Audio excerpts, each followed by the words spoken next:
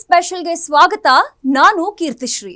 Silent ಆಗಿ ತೆರೆಮರೆಗೆ ಸರಿದಿದ್ದ corona full violent. ಬೆಂಗಳೂರಲ್ಲಿ ಸದ್ದಿಲ್ಲದೆ ರುದ್ರ ನರ್ತನ ಆರಂಭಿಸಿದ ಮಹಾಮಾರಿ. ಆಸ್ಪತ್ರೆಗಳಲ್ಲಿ ಹೈ ಅಲರ್ಟ್, ಸೋಂಕಿತರಿಗೆ ಸೆಪರೇಟ್ ಬೆಡ್. ವೇಷ ಬದಲಿಸಿ ಬಂದ ಕೊರೋನಾದಿಂದ ಶುರುವಾಯಿತು ಆತಂಕ. ಇದೇ ಹೊತ್ತಿನ ವಿಶೇಷ, ಕೊರೋನಾ ರಿಟರ್ನ್ಸ್.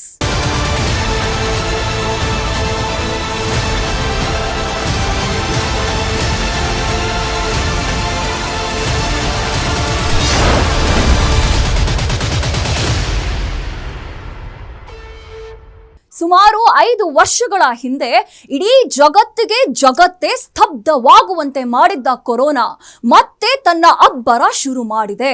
ಹೋದ್ಯಾ ಪಿಶಾಚಿ ಅಂದ್ರೆ ಬಂದೇ ಗವಾಕ್ಷಿಲಿ ಅನ್ನೋ ರೀತಿ ಕೊರೋನಾ ಅನ್ನೋ ಕ್ರಿಮಿ ವೇಷ ಬದಲಿಸಿ ಹೊಸ ಆಟ ಶುರು ಹಚ್ಕೊಂಡಿದೆ.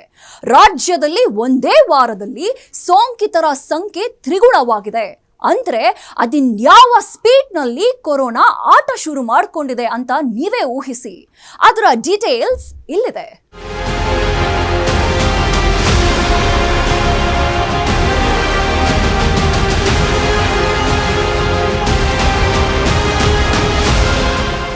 ಕೊರೋನಾ, ಈ ಹೆಸರು, ಇದೊಂದು ಹೆಸರು, ಇದೊಂದೇ ಹೆಸರು, ಇದೊಂದೇ ಒಂದು ಹೆಸರು ಕೇಳಿದ್ರೆ ಸಾಕು, ಇಡೀ ಜಗತ್ತಿನ ಜನ ಚಳಿಯಲ್ಲೂ ಬೆವೆತು ಹೋಗ್ತಾರೆ.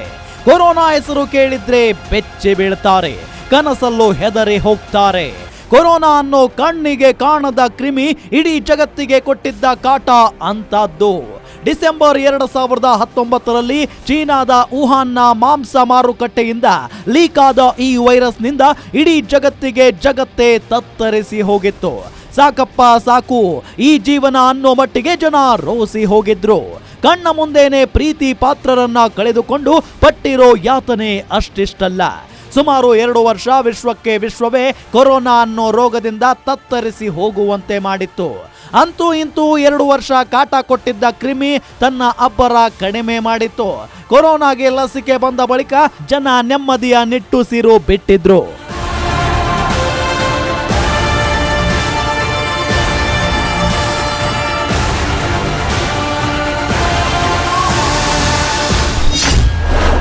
ಬೆಂಗಳೂರಿನಲ್ಲಿ ಮತ್ತೆ ರುದ್ರ ನರ್ತನ ಆರಂಭಿಸಿದ ಕೊರೋನಾ.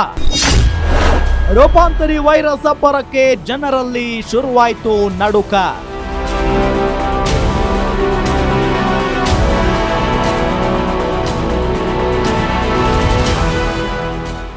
ಬೆಂಗಳೂರಿನಲ್ಲಿ ಶನಿವಾರ ಹೊಸದಾಗಿ 2 ಕೊರೋನಾ ಕೇಸ್ಗಳು ಪತ್ತೆಯಾಗಿವೆ.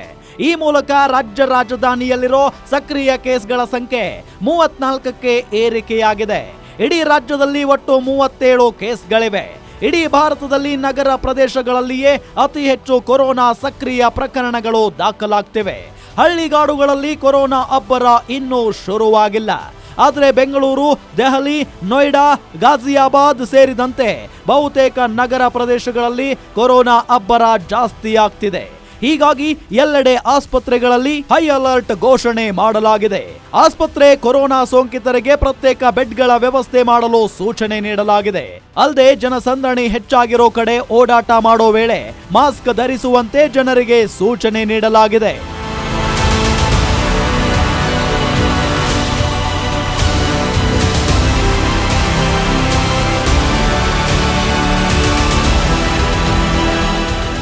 ಕಳೆದೆರಡು ವರ್ಷಗಳ ಹಿಂದೆ corona alias SARS-CoV-2 alias COVID-19 Omicron ಅನ್ನೋ ಹೊಸ ಅವತಾರ ಎತ್ತಿತ್ತು.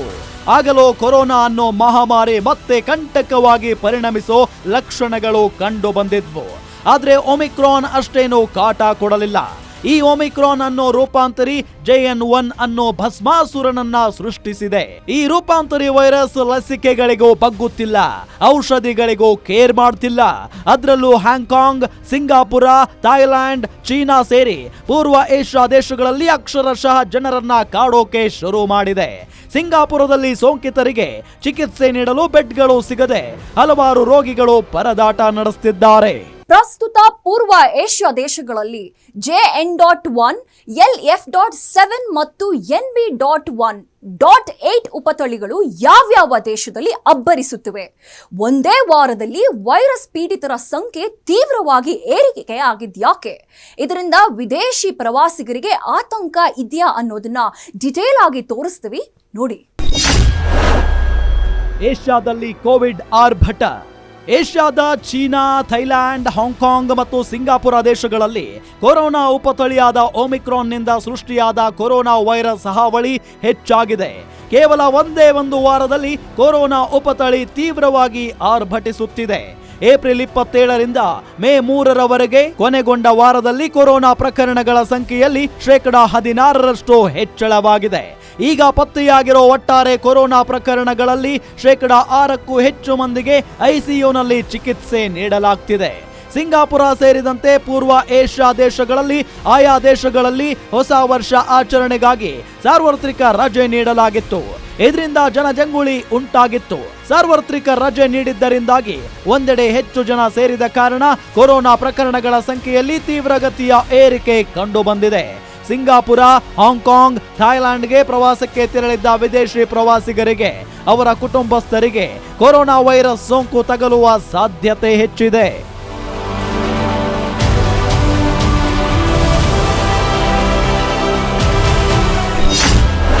ಗರ್ಭಿಣಿಯರು, ಬಾಣಂತಿಯರಿಗೆ ಮಾಸ್ಕ್ ಧರಿಸಲು ಮನವಿ. ಅಗತ್ಯ ಬಿದ್ದರೆ ಮಾತ್ರ ಟೆಸ್ಟಿಂಗ್ ಎಂದ ದಿನೇಶ್ ಗುಂಡೂರಾವ್.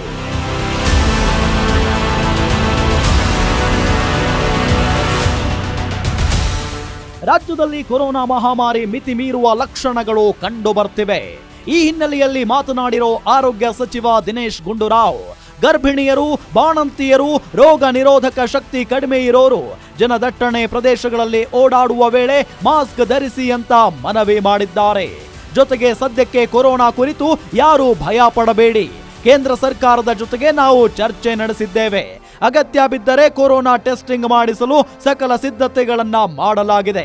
ಸರ್ಕಾರಿ ಆಸ್ಪತ್ರೆಗಳಲ್ಲಿ ಟೆಸ್ಟಿಂಗ್ಗೆ ಸೌಲಭ್ಯಗಳಿವೆ. ಬೇಕಾದವರು ಖಾಸಗಿ ಆಸ್ಪತ್ರೆಗಳಲ್ಲಿ ಟೆಸ್ಟಿಂಗ್ ಮಾಡಿಸಿಕೊಳ್ಳಬಹುದು ಅಂತ ಹೇಳಿದ್ದಾರೆ. ಯಾರಿಗೆ ಈ ಇಮ್ಯುನಿಟಿ ಕಮ್ಮಿ ಇರುವಂಥವ್ರಿಗೆ, ಅದರಲ್ಲೂ ಯಾರು ಈ ಇಮ್ಯುನೋ ಸಪ್ರೆಸೆಂಟ್ ಡ್ರಗ್ಸ್ ಅಂತ ಬರ್ತದೆ, ಅವರು ಅದನ್ನು ತಗೊಳ್ತಾ ಇರ್ತಾರೆ. ಅವ್ರ ಇಮ್ಯುನಿಟಿ ಕಮ್ಮಿ ಇರ್ತದೆ. ಸೊ ಅಂಥವರು ಮತ್ತು ಬಾಣಂತಿಯರು ಅಂಥವ್ರಿಗೆಲ್ಲ ಸ್ವಲ್ಪ ನೀವು ಜನ ಹೆಚ್ಚಿರುವಂಥ ಪ್ರದೇಶಗಳಿಗೆ ಹೋದಾಗ ಅಲ್ಲಿ ನೀವು ಮಾಸ್ಕನ್ನು ಧರಿಸಿ ಅಂತ ನಾವು ಹೇಳಿದ್ದೀವಿ. ಅದು ಬಿಟ್ಟರೆ ಇನ್ನೇನೂ ನಮ್ಮಲ್ಲಿ ಗೈಡ್ಲೈನ್ಸ್ ಏನಿಲ್ಲ. ಯಾರೂ ಕೂಡ ಭಯ ಪಡಬೇಕಾಗಿಲ್ಲ. ಯಾರೂ ಕೂಡ ಚಿಂತನೆ ಅಥವಾ ಆತಂಕಕ್ಕೆ ಒಳಗಾಗ್ತಕ್ಕಂಥ ಅವಶ್ಯಕತೆ ಇಲ್ಲ. ಎಲ್ಲರೂ ಕೂಡ ಸಹಜ ಜೀವನ ನಡೆಸ್ಬೋದು, ಓಡಾಡ್ಬೋದು, ತಿರುಗಾಡ್ಬೋದು, ಪ್ರವಾಸ ಮಾಡ್ಬೋದು, ಎಲ್ಲ ರಾಜ್ಯಗಳಿಗೂ ಹೋಗ್ಬೋದು, ಎಲ್ಲ ಊರುಗಳಿಗೂ ಹೋಗ್ಬೋದು, ಎಲ್ಲ ಕಡೆ ಹೋಗ್ಬೋದು. ಆದ್ದರಿಂದ ಇದನ್ನು ಏನೋ ಬಂದ್ಬಿಟ್ಟಿದೆ, ಮತ್ತೆ ಕೋವಿಡ್ ಬಂದಿದೆ, ಮತ್ತೆ ದೊಡ್ಡ ಒಂದು ಇದ್ರ ಬಗ್ಗೆ ಚರ್ಚೆ ಮಾಡಿಕೊಂಡು ನಾವು ನಮ್ಮ ಒಂದು ಬದುಕಿನಲ್ಲಿ ಅನಾವಶ್ಯಕವಾಗಿ ಗೊಂದಲ ಸೃಷ್ಟಿ ಮಾಡ್ಕೊಳ್ಳೋದು ಬೇಡ. ಸದ್ಯದ ಪರಿಸ್ಥಿತಿಯಲ್ಲಿ ಏನು ಅದರ ಅವಶ್ಯಕತೆ ಇಲ್ಲ. ಮಾಸ್ಕ್ ಕಡ್ಡಾಯ ಏನಿಲ್ಲ, ಪ್ರಿಕಾಷನರಿ ಮೆಷರ್ ಅಷ್ಟೇ ಅದು. ಅಂದರೆ ಒಂದು ಮಾಸ್ಕ್ ಧರಿಸಿದ್ರೆ ಒಳ್ಳೆಯದು. ಮಾಸ್ಕ್ ಧರಿಸೋದ್ರಿಂದ ಬೇರೆ ರೋಗಗಳಿಂದನೂ ಬೇರೆ ವೈರಾಣುಗಳಿಂದನೂ ಕೂಡ ನಮಗೆ ಸಹಾಯ ಆಗ್ತದೆ.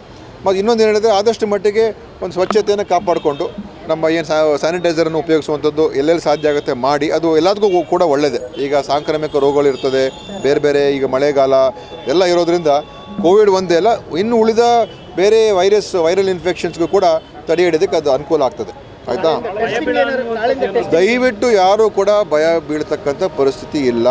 ಕೇಂದ್ರ ಸರ್ಕಾರ ಕೂಡ ಹೇಳಿದರೆ ಇಡೀ ದೇಶದಲ್ಲಿರುವಂಥ ಯಾವುದೇ ಪ್ರಕರಣಗಳಲ್ಲಿ ಗಂಭೀರವಾದಂಥ ಪರಿಸ್ಥಿತಿ ಎಲ್ಲೂ ಕೂಡ ಅವ್ರಿಗೂ ಕೂಡ ಕಂಡು ಬಂದಿಲ್ಲ. ಆದ್ದರಿಂದ ತಾವು ಅದನ್ನು ಮಾನಿಟರ್ ಮಾಡ್ತಾಯಿರಿ ಮತ್ತು ಎಲ್ಲರೂ ತಮ್ಮ ಜೀವನ ನಡೆಸೋದ್ರಲ್ಲಿ ಸಹಜ ಜೀವನದ ವಿಷಯದ ಬಗ್ಗೆ ದಯವಿಟ್ಟು ಯಾರೂ ಕೂಡ ಆತಂಕಪಟ್ಟು ನಾನಲ್ಲಿ ಊರಿಗೆ ಹೋಗೋದಿಲ್ಲ, ಊರು ಬಿಟ್ಟು ಹೋಗೋದಿಲ್ಲ, ಓಡಾಡೋದೆಲ್ಲ ಮಾಡೋಕ್ಕೆ ಹೋಗಬೇಡಿ. ನಿಮ್ಮ ಜೀವನ ನಡೆಸ್ಕೊಂಡು ಹೋಗಿ. ಇಂಥ ಸಂದರ್ಭದಲ್ಲಿ ಎಚ್ಚರಿಕೆಯಿಂದ ಇರೋದು ಒಳ್ಳೆಯದೇ, ಎಲ್ಲದಕ್ಕೂ ಕೂಡ ಒಳ್ಳೆಯದೇ. ಕೋವಿಡ್ಗೆ ಒಂದೇ ಅಲ್ಲ, ಅನೇಕ ರೋಗಗಳಿಗೆ ಅದು ಒಳ್ಳೆಯದೇ. ಆ ಎಚ್ಚರಿಕೆ ವಹಿಸ್ಕೊಳ್ಳಿ. ಸ್ವಲ್ಪ ಮಟ್ಟಿಗೆ ನಾವೀಗ ಟೆಸ್ಟಿಂಗ್ ಕಿಟ್ಸು ಎಲ್ಲ ತೊಗೊಂಡಿದ್ದೀವಿ. ಎಲ್ಲ ಅವಶ್ಯಕತೆ ಇದ್ದರೆ ಮಾತ್ರ, ಈ ಥರ ನಾನು ಸೀರಿಯಸ್ ಕೇಸಸ್ ಇರ್ತದಲ್ಲ ಅಂಥವ್ರಿಗೆ ಮಾತ್ರ ನಾವು ಟೆಸ್ಟ್ ಮಾಡಿಸ್ತೀವಿ ಮತ್ತು ಟೆಸ್ಟಿಂಗ್ ಕಿಟ್ಸು ಕೂಡ ತೊಗೊಳ್ಳೋಕೆ ಹೇಳಿದ್ದೀವಿ. ಆಮೇಲೆ ಏನಾದರೂ ಅವಶ್ಯಕತೆ ಇದ್ದರೆ ಕೆಲವು ಔಷಧಿಗಳನ್ನು ಕೂಡ ಖರೀದಿ ಮಾಡೋದಕ್ಕೆ ನಾವು ಹೇಳಿದ್ದೀವಿ. ಟೆಸ್ಟಿಂಗ್ ಯಾರಿಗಾದರೆ ಮಾಡಿಸ್ಕೋಬೇಕು ಅಂತಿದ್ರೆ ಖಂಡಿತ ಅವರು ಮಾಡಿಸ್ಕೋಬೋದು. ನಮ್ಮ ಆಸ್ಪತ್ರೆಯಲ್ಲೂ ಕೂಡ ಬಂದು ಮಾಡಿಸ್ಕೋಬೋದು, ಖಾಸಗಿ ಆಸ್ಪತ್ರೆಯಲ್ಲೂ ಕೂಡ ಮಾಡಿಸ್ಕೋಬೋದು.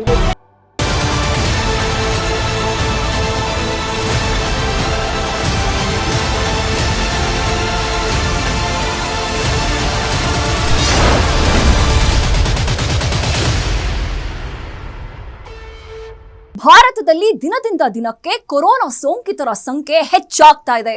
ಅದರಲ್ಲೂ ದಕ್ಷಿಣ ಭಾರತದ ರಾಜ್ಯಗಳಲ್ಲಿ ಹೆಚ್ಚು ಕೊರೋನಾ ಸೋಂಕಿತರು ಪತ್ತೆಯಾಗಿದ್ದಾರೆ. ಪೂರ್ವ ಏಷ್ಯಾ ದೇಶಗಳಲ್ಲಿ ಪ್ರವಾಸಕ್ಕೆ ಹೋಗಿ ಬಂದವರಿಗೆ ಕಡ್ಡಾಯವಾಗಿ ಕೊರೋನಾ ಟೆಸ್ಟಿಂಗ್ ಮಾಡಿಸಲು ಸರ್ಕಾರಗಳು ಕ್ರಮ ಕೈಗೊಳ್ತಿವೆ. ಹೀಗಾಗಿ ರೂಪಾಂತರಿ ವೈರಸ್ ವಿರುದ್ಧ ಜನರನ್ನ ರಕ್ಷಿಸಲು ಸರ್ಕಾರಗಳು ಹೇಗೆ ತಯಾರಿ ಮಾಡ್ಕೊಳ್ತಿವೆ ಅಂತ ತೋರಿಸ್ತೀನಿ, ಬನ್ನಿ.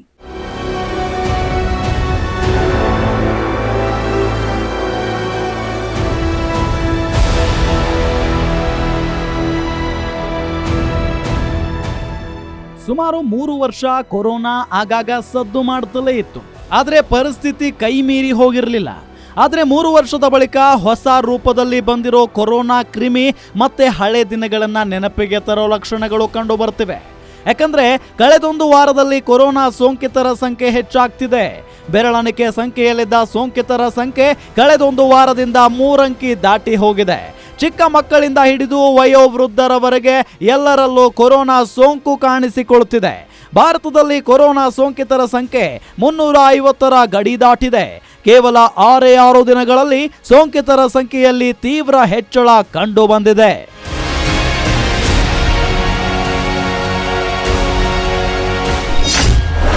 ಕೇರಳ ಒಂದರಲ್ಲೇ 273 ಜನರಿಗೆ ಅಂಟಿದ ಡೆಡ್ಲಿ ಕೊರೋನಾ.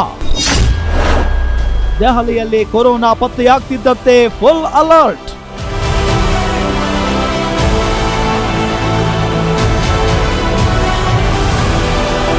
ಎರಡು 2020ರಲ್ಲಿ ಕೊರೋನಾ ಅಬ್ಬರಿಸಲು ಶುರುವಾಗೋಕ್ಕೂ ಮುನ್ನ ಭಾರತದಲ್ಲಿ ಕೊರೋನಾ ಮೊದಲು ಪತ್ತೆಯಾಗಿದ್ದು ಕೇರಳದಲ್ಲಿ. ಚೀನಾದಿಂದ ಕೇರಳಕ್ಕೆ ಬಂದಿದ್ದ 3ರಲ್ಲಿ ಕೊರೋನಾ ಪತ್ತೆಯಾಗಿತ್ತು.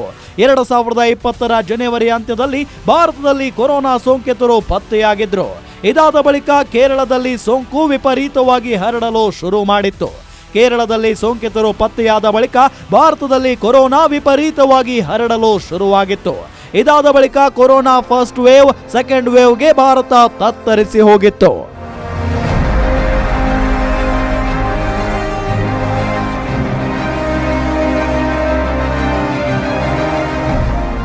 ಭಾರತದಲ್ಲಿ ಕೊರೋನಾ ಸೋಂಕಿತರ ಸಂಖ್ಯೆ 350ರ ಗಡಿ ದಾಟಿದೆ.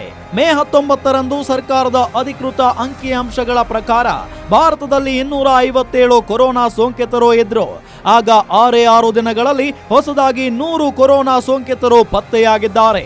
ಹೀಗಾಗಿ ದೇಶದಲ್ಲಿ ಮತ್ತೆ ಕೊರೋನಾ ಅಬ್ಬರಿಸುವ ಲಕ್ಷಣಗಳು ಕಂಡು ಬರ್ತಿವೆ. ಕೇರಳ ಒಂದರಲ್ಲೇ 273 ಕೊರೋನಾ ಸೋಂಕಿತರು ಪತ್ತೆಯಾಗಿದ್ದಾರೆ. ದಕ್ಷಿಣ ಭಾರತದಲ್ಲಿ ಅಬ್ಬರಿಸುತ್ತಿದ್ದ ಕೊರೋನಾ ಈಗ ರಾಷ್ಟ್ರ ರಾಜಧಾನಿಗೂ ಲಗ್ಗೆ ಇಟ್ಟಿದೆ. ದೆಹಲಿಯಲ್ಲಿ ಸದ್ಯಕ್ಕೆ 23 ಜನರಿಗೆ ಕೊರೋನಾ ಸೋಂಕು ತಗುಲಿದೆ. ಹೀಗಾಗಿ ಯಾವ್ಯಾವ ರಾಜ್ಯಗಳಲ್ಲಿ ಎಷ್ಟು ಜನ ಸೋಂಕಿತರು ಇದ್ದಾರೆ, ಕರ್ನಾಟಕದ ಎಷ್ಟು ಜನರಿಗೆ ಕೊರೋನಾ ಸೋಂಕು ತಗುಲಿದೆ ಅನ್ನೋದನ್ನ ನೋಡೋದಾದ್ರೆ, ದೆಹಲಿ, ಕೇರಳ, ತಮಿಳುನಾಡು, ಮಹಾರಾಷ್ಟ್ರ, ಕರ್ನಾಟಕದಲ್ಲಿ ಕೊರೋನಾ ಸೋಂಕಿತರು ಪತ್ತೆಯಾಗಿದ್ದಾರೆ. ಭಾರತದಲ್ಲಿ ಅತಿ ಹೆಚ್ಚು ಸೋಂಕಿತರು ಕೇರಳದಲ್ಲಿ ಪತ್ತೆಯಾಗಿದ್ದು, ಕೇರಳದಲ್ಲಿ 273 ಕೊರೋನಾ ಸೋಂಕಿತರು ಪತ್ತೆಯಾಗಿದ್ದಾರೆ. 3 ವರ್ಷಗಳಲ್ಲಿ ಇದೇ ಮೊದಲ ಬಾರಿಗೆ ರಾಷ್ಟ್ರ ರಾಜಧಾನಿ ದೆಹಲಿಯಲ್ಲಿ ಕೊರೋನಾ ಸೋಂಕು ಪತ್ತೆಯಾಗಿದ್ದು, ದೆಹಲಿಯಲ್ಲಿ ಈವರೆಗೆ 23 ಜನರಿಗೆ ಕೊರೋನಾ ಸೋಂಕು ತಗುಲಿರೋದು ಕನ್ಫರ್ಮ್ ಆಗಿದೆ. ವಾಣಿಜ್ಯ ನಗರಿ ಮುಂಬೈನಲ್ಲಿ 95 ಜನರ ಮೇಲೆ ಮಹಾಮಾರಿ ಕೊರೋನಾ ಅಟ್ಯಾಕ್ ಮಾಡಿದೆ. ಕರ್ನಾಟಕದಲ್ಲಿ 9 ತಿಂಗಳ ಮಗು ಜೊತೆಗೆ ಒಟ್ಟು 37 ಕೊರೋನಾ ಸೋಂಕಿತರು ಪತ್ತೆಯಾಗಿದ್ದಾರೆ. ಮಹಾರಾಷ್ಟ್ರದಲ್ಲಿ ಜನವರಿಯಿಂದ ಇಲ್ಲಿಯವರೆಗೆ 106 ಜನರಿಗೆ ಕೊರೋನಾ ವೈರಸ್ ತಗುಲಿದ್ದು, ಮಹಾರಾಷ್ಟ್ರದಲ್ಲಿ ಈ ವರ್ಷದಲ್ಲಿ ಡೆಡ್ಲಿ ಕೊರೋನಾ ವೈರಸ್ಗೆ 2 ಬಲಿಯಾಗಿದ್ದಾರೆ. ಈ 2 ಕೊರೋನಾ ವೈರಸ್ ಜೊತೆಗೆ ದೇಹದ ವಿವಿಧ ಅಂಗಾಂಗಗಳ ಸಮಸ್ಯೆಗಳಿಂದ ಬಳಲುತ್ತಿದ್ರು. ಹೀಗಾಗಿ ಹೃದ್ರೋಗ, ಕಿಡ್ನಿ ಸಮಸ್ಯೆ ಸೇರಿ ದೇಹದ ವಿವಿಧ ಅಂಗಾಂಗಗಳ ಸಮಸ್ಯೆಗೆ ಒಳಗಾಗಿರೋರು ಕೊರೋನಾ ಕುರಿತು ಎಚ್ಚರಿಕೆಯಿಂದ ಇರುವಂತೆ ಸೂಚನೆ ನೀಡಲಾಗಿದೆ. ದೆಹಲಿಯ ಆಸ್ಪತ್ರೆಗಳಲ್ಲಿ ಕೊರೋನಾ ಸೋಂಕಿತರಿಗೆ ಚಿಕಿತ್ಸೆ ನೀಡಲು ಪ್ರತ್ಯೇಕ ಬೆಡ್ಗಳ ವ್ಯವಸ್ಥೆ ಮಾಡುವಂತೆ ಸೂಚನೆ ನೀಡಲಾಗಿದೆ. ಇದರ ಜೊತೆಗೆ ದೇಶದ ವಿವಿಧ ರಾಜ್ಯಗಳು ಕೊರೋನಾ ಸೋಂಕಿತರಿಗೆ ಚಿಕಿತ್ಸೆ ನೀಡಲು ಬೇಕಾದ ವ್ಯವಸ್ಥೆಗಳನ್ನ ಮಾಡಿಕೊಳ್ತಿವೆ. ಹಾಗಿದ್ರೆ ಸೋಂಕಿತರಿಗೆ ಚಿಕಿತ್ಸೆ ನೀಡಲು ಯಾವ್ಯಾವ ರಾಜ್ಯಗಳು ಏನೇನು ಕ್ರಮ ಕೈಗೊಂಡಿವೆ ಅನ್ನೋದನ್ನ ನೋಡೋದಾದ್ರೆ, ಹೇಗಿದೆ ಮುಂಜಾಗ್ರತಾ ಕ್ರಮ?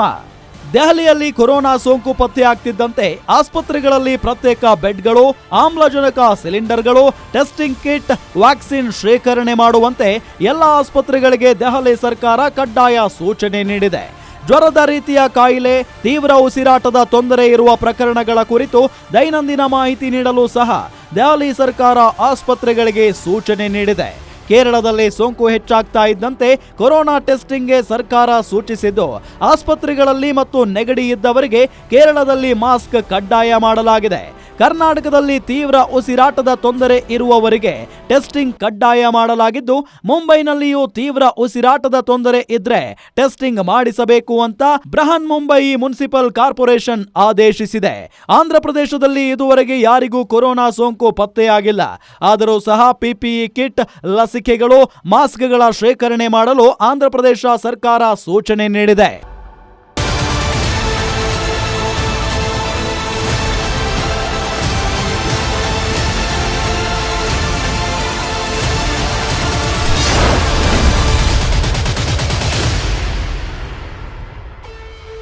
ಪೂರ್ವ ಏಷ್ಯಾ ದೇಶಗಳನ್ನು ಕಾಡುತ್ತಿರುವ ಕೊರೋನಾ ಮಹಾಮಾರಿಯಿಂದ ಜನರಲ್ಲಿ ಯಾವ ರೀತಿ ರೋಗ ಲಕ್ಷಣಗಳು ಕಂಡು ಬಂದಿವೆ, ಅವರಿಗೆ ಯಾವ ರೀತಿಯಾಗಿ ಚಿಕಿತ್ಸೆ ನೀಡಲಾಗ್ತಿದೆ, 3 ವರ್ಷದ ಬಳಿಕ ಜಗತ್ತಿನಲ್ಲಿ ಕಂಡು ಬಂದಿರೋ ಕೊರೋನಾ ವಿರುದ್ಧ ಜನ ಆತಂಕ ಪಟ್ಟುಕೊಳ್ಬೇಕಾ?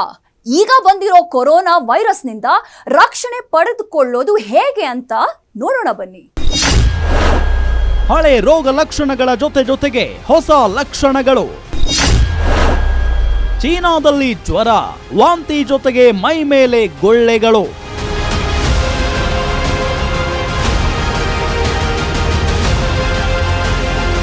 ಎರಡು 2020ರಲ್ಲಿ ಜಗತ್ತಿನಲ್ಲಿ ರೌದ್ರ ನರ್ತನ ಮಾಡಿದ್ದ ಕೊರೋನಾ ರೋಗ ಲಕ್ಷಣಗಳು ಎಲ್ಲರಿಗೂ ಗೊತ್ತಿರುವಂತಹದ್ದೇ.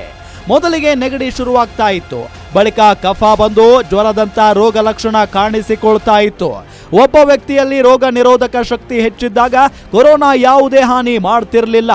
ಆದ್ರೆ ಯಾರಿಗೆ ರೋಗ ನಿರೋಧಕ ಶಕ್ತಿ ಕಡಿಮೆ ಇತ್ತೋ ಅವರಿಗೆ ಕ್ರಮೇಣ ಉಸಿರಾಟದ ತೊಂದರೆ ಆರಂಭ ಆಗ್ತಾ ಇತ್ತು. ಹೀಗಾಗಿ ಹಲವಾರು ಜನರಿಗೆ ಆಸ್ಪತ್ರೆಗಳ ತುರ್ತು ನಿಗಾ ಘಟಕಗಳಲ್ಲಿ ಚಿಕಿತ್ಸೆ ನೀಡಬೇಕಾಗಿತ್ತು. ಇದರಿಂದ ಆಸ್ಪತ್ರೆಗಳಲ್ಲಿ ಬೆಡ್ಗಳ ಕೊರತೆಯಿಂದ ಹಲವಾರು ಜನ ಪ್ರಾಣ ಕಳೆದುಕೊಂಡಿದ್ರು.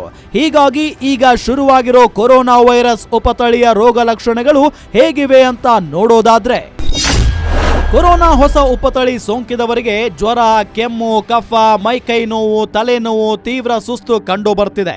ಸೋಂಕಿನ ತೀವ್ರತೆ ಹೆಚ್ಚಾದಾಗ ರೋಗಿಗೆ ಉಸಿರಾಟದ ಸಮಸ್ಯೆ ಉಂಟಾಗುತ್ತಿದ್ದು, ಐಸಿಯುನಲ್ಲಿ ಚಿಕಿತ್ಸೆ ನೀಡಬೇಕಾದ ಅನಿವಾರ್ಯತೆ ಸೃಷ್ಟಿಯಾಗ್ತಿದೆ.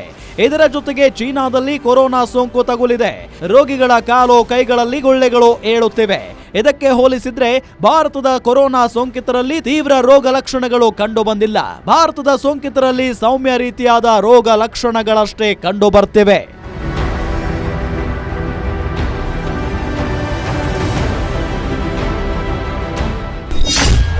ಯಾರು ಭಯ ಪಡಬೇಡಿ, ಕೇರ್ಲೆಸ್ ಕೂಡ ಮಾಡಬೇಡಿ. ಕೊರೋನಾ ವೇಳೆ ಪಾಲಿಸಿದ್ದ ನಿಯಮಗಳನ್ನು ಈಗಲೂ ಪಾಲಿಸಿ.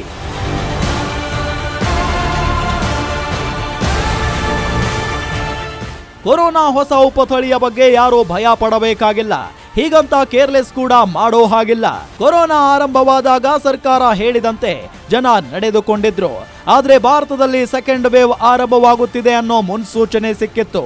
ಈ ವೇಳೆ ಸಾಮಾಜಿಕ ಅಂತರ ಕಾಯ್ದುಕೊಳ್ಳಿ, ಮಾಸ್ಕ್ ಧರಿಸಿ, ಸ್ಯಾನಿಟೈಸ್ ಮಾಡಿಕೊಳ್ಳಿ ಅಂತ ಜನರಿಗೆ ಸರ್ಕಾರ ಬಾಯಿ ಬಡಿದುಕೊಂಡು ಮನವಿ ಮಾಡಿತ್ತು. ಆದ್ರೆ ಜನ ದಿವ್ಯ ನಿರ್ಲಕ್ಷ್ಯ ತೋರಿಸಿದ್ರು. ಇದರ ಪರಿಣಾಮ ಏನಾಯ್ತು ಅನ್ನೋದಕ್ಕೆ ನಾವೆಲ್ಲರೂ ಸಾಕ್ಷಿಯಾಗಿದ್ದೇವೆ. ಕೊರೋನಾ ಸೆಕೆಂಡ್ ವೇವ್ನಲ್ಲಿ ಗಟ್ಟಿಮುಟ್ಟಾಗಿದ್ದವರೇ ಪ್ರಾಣ ಕಳೆದುಕೊಂಡಿದ್ರು. ಹೀಗಾಗಿ ಕೊರೋನಾ ಕುರಿತು ಕೇರ್ಲೆಸ್ ಮಾಡಬೇಡಿ. ಭಾರತೀಯರು ಹೆಚ್ಚು ಎಚ್ಚರಿಕೆ ವಹಿಸಬೇಕು. ಬೆಂಗಳೂರಿನ ಕೆಆರ್ ಮಾರುಕಟ್ಟೆ ಸೇರಿ ಕೆಲವು ಪ್ರವಾಸಿ ಸ್ಥಳಗಳಲ್ಲಿ ಎಷ್ಟು ಜನ ದಟ್ಟಣೆ ಇರುತ್ತೆ ಅಂತ ನಾವು ನೋಡಿರ್ತೀವಿ. ಇಂಥ ಸ್ಥಳಗಳಿಗೆ ಹೋಗುವಾಗ ಮಾಸ್ಕ್ ಧರಿಸಿ, ಸಾಧ್ಯವಾದಷ್ಟು ಸಾಮಾಜಿಕ ಅಂತರ ಕಾಪಾಡಲು ಆದ್ಯತೆ ನೀಡಿ. ಆಗಾಗ ಸ್ಯಾನಿಟೈಸರ್ ಬಳಸಿ, ಕೈಗಳನ್ನ ನೀರಿನಿಂದ ತೊಳೆಯಿರಿ. ಕೈನಿಂದ ಕಣ್ಣು, ಬಾಯಿ, ಮೂಗು ಮುಟ್ಟಬೇಡಿ. ಕೊರೋನಾ ಅನ್ನೋ ವೈರಸ್ ಯಾಕೋ ಜಗತ್ತನ್ನ ಕಾಡೋದನ್ನ ನಿಲ್ಲಿಸೋ ಲಕ್ಷಣಗಳು ಕಂಡು ಬರ್ತಿಲ್ಲ. ಈಗ ಹೊಸ ರೂಪದಲ್ಲಿ ಜಗತ್ತನ್ನ ಕಾಡಲು ಬಂದಿದೆ. ಹೀಗಂತ ಯಾರು ಭಯ ಪಟ್ಟುಕೊಳ್ಳೋದು ಬೇಡ. ನಿಮ್ಮನ್ನ ಭಯ ಪಡಿಸ್ಲಿಕ್ಕಲ್ಲ, ಮಾಹಿತಿಗಾಗಿ ನಾವು ಹೇಳ್ತಿದ್ದೇವೆ. ಕೊರೋನಾ ಬಗ್ಗೆ ನಿರ್ಲಕ್ಷ್ಯ ಮಾಡಬೇಡಿ, ಅದರ ಬಗ್ಗೆ ಎಚ್ಚರ ವಹಿಸಿ. ಇದಾಗಿತ್ತು ಈ ಹೊತ್ತಿನ ವಿಶೇಷ. ನೋಡ್ತಾ ಇರಿ ಗ್ಯಾರಂಟಿ ನ್ಯೂಸ್, ಸುದ್ದಿ ಖಚಿತ, ನ್ಯಾಯ ನಿಶ್ಚಿತ.